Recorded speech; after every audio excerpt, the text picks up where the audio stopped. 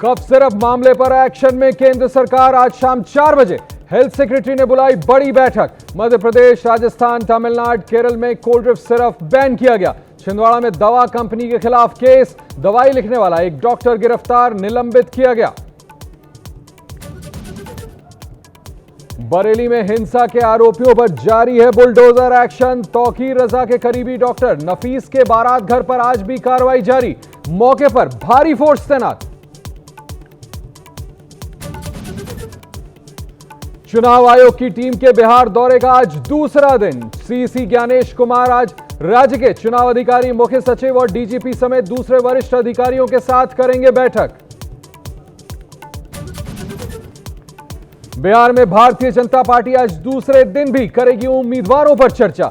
चुनावी घोषणा पत्र बनाने के लिए आज बीजेपी सुझाव अभियान की करेगी शुरुआत। सहयोगी दलों से सीट बंटवारे पर धर्मेंद्र प्रधान करेंगे बातचीत।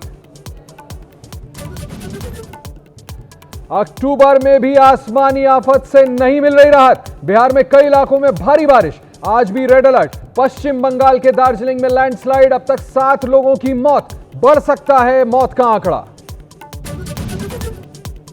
और महिला क्रिकेट विश्व कप में आज भारत और पाकिस्तान का मुकाबला।